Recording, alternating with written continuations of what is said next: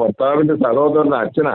അച്ഛന്റെ പെർഫോമൻസ് തീർത്ത് മോശമായിരുന്നുള്ള അറിയാമല്ലോ, പൊതുവെ എല്ലാവർക്കും അറിയാമല്ലോ.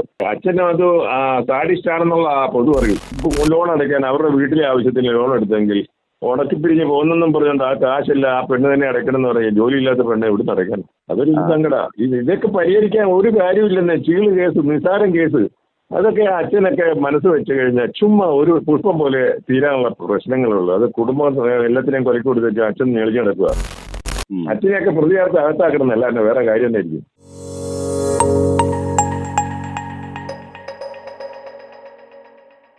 ഏറ്റുമാനൂരിലെ ഷൈനിയുടെയും 2 പെൺമക്കളുടെയും മരണത്തിൽ ജ്ഞാനായ സഭയ്ക്കെതിരെ പ്രതിഷേധവുമായി വിശ്വാസികൾ. കോട്ടയം മള്ളുശ്ശേരി സെന്റ് തോമസ് ജ്ഞാനായ പള്ളിയിലാണ് അനുശോചനവും പ്രതിഷേധവുമൊക്കെ നടന്നത്.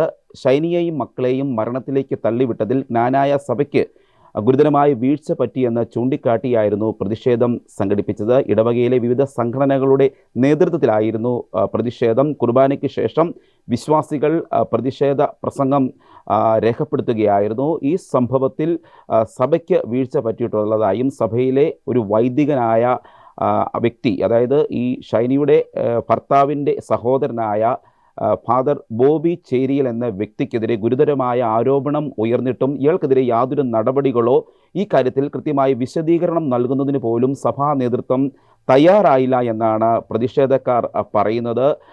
ഈ പ്രതിഷേധത്തിൽ പങ്കെടുത്ത ഇടവകയിലെ അംഗം കൂടിയായ മാത്യു ജേക്കബിന്റെ വാക്കുകൾ നമുക്ക് കേൾക്കാം.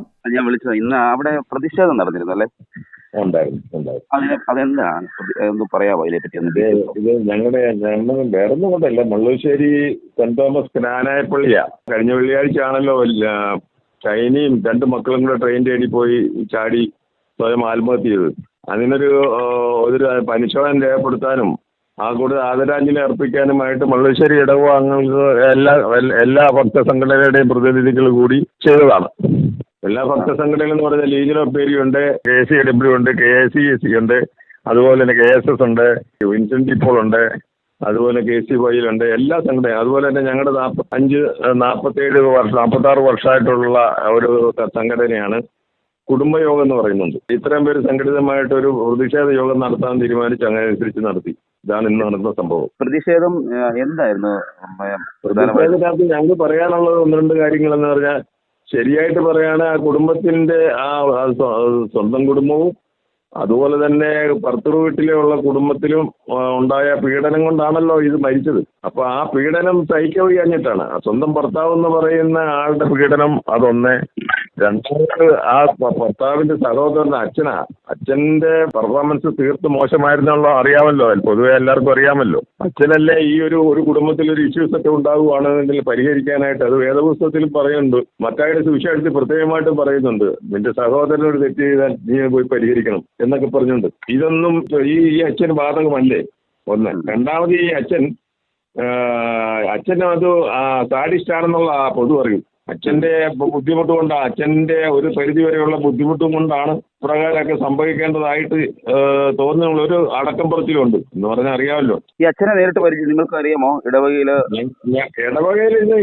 ഒരു അച്ഛനാണ്. ഞങ്ങൾ പേഴ്സണലായിട്ട് ഞങ്ങളുടെ പള്ളിയിലൊന്നും ഇരുന്നിട്ടില്ല. പക്ഷേങ്കിൽ സഭയുടെ വക്കീലും മറ്റു കാര്യങ്ങളൊക്കെ ആയിരുന്നു.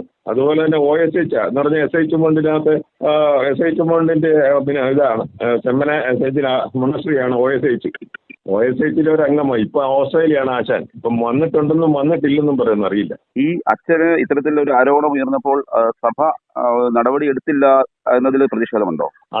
അതിലും പ്രതിഷേധമുണ്ട്. ജ്ഞാനായ സമുദായത്തിന് വളരെ ശക്തിയും അതുപോലെ തന്നെ ജ്ഞാനായ സമുദായത്തിൽ ഏറെ ഒരുമയിലും അതുപോലെ തന്നെ ഐക്യത്തിലും അതുപോലെ തന്നെ ശുദ്ധരക്തമാണെന്നൊക്കെ പറഞ്ഞ് അവകാശപ്പെടുന്ന ഞങ്ങളുടെ പിതാക്കന്മാരും ഞങ്ങളും എല്ലാം വീറുകൊള്ളുന്ന. പക്ഷേങ്കിൽ ഇങ്ങനെയൊക്കെയുള്ള ഒരു ദയനീയമായ അവസ്ഥ വരുമ്പോൾ അതിന് ബിഷപ്പും അച്ഛനും അതാതിരിക്കുന്ന ഇടവക വികാരിമാരും സമൂഹവും എല്ലാം ഒത്തൊരുമിച്ച് അത് ആ പെൺകൊച്ചിനെ ഐക്യതാക്കി അതിന് ഇത് കൊടുക്കേണ്ടതായിരുന്നു, സഹായഹസ്തം. അതൊന്നും കൊടുത്തില്ല. അതിന്റെ സങ്കടമുണ്ട്. ജോലി പോലും കൊടുക്കാൻ സാധിച്ചില്ല.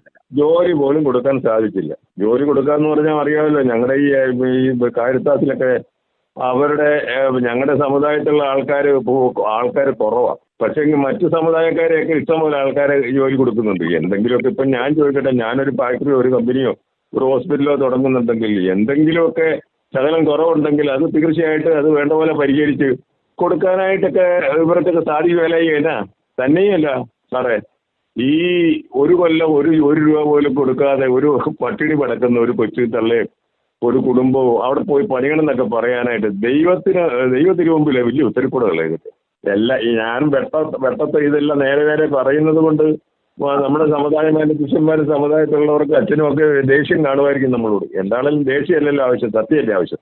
അതെ, ഇപ്പൊ ഈ പ്രതിഷേധം നടന്നപ്പോൾ ഈ ഇടവകയിലെ ഭൂരിഭാഗം അംഗങ്ങളും അതിന് ഐക്യദാർഢ്യം പ്രഖ്യാപിച്ച് വന്നിരുന്നോ? പിന്നെ അവിടെ ഒന്നോ രണ്ടോ ആൾക്കാർ മാത്രമേ പുറത്തോട്ട് പോകുള്ളൂ. ബാക്കിയുള്ളവരെല്ലാം അവിടെ കൂടി ഇതെല്ലാം തീർന്നിട്ട് എല്ലാം കഴിഞ്ഞിട്ടാണ് പോയത്.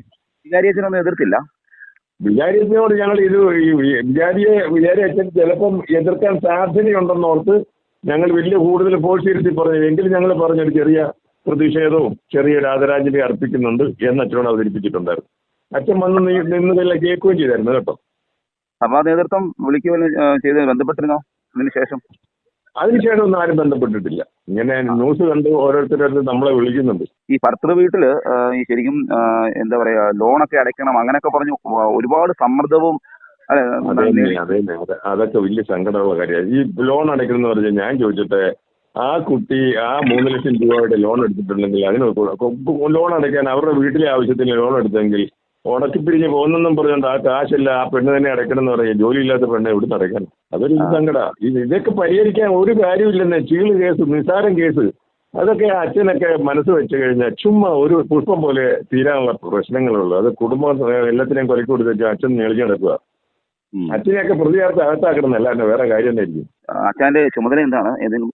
ഞാനപ്പോൾ അടുത്ത കൈക്കാരനായിരുന്നു. അത് കഴിഞ്ഞിട്ട് ഇപ്പം കൈക്കാരൻ ഈ പറഞ്ഞ പോലെയുള്ള എനിക്ക് ഇതുമായിട്ട് പൊരുത്തപ്പെടാൻ നോർത്തില്ല. അതിന് 2 കൊല്ലം നമുക്ക് കൈക്കാരന്മാരുണ്ട്, സ്ഥാനമുണ്ട്. ഞാൻ 1 കൊല്ലമായപ്പോൾ ഞാൻ തന്നെ റിസൈൻ ചെയ്ത് പോന്നു. അതിന് പുറമെ ഞാൻ KSSന്റെ KCCയുടെ ഒക്കെ ഭാരവാഹിയായിട്ടൊക്കെ പ്രവർത്തിക്കുന്നുണ്ട്.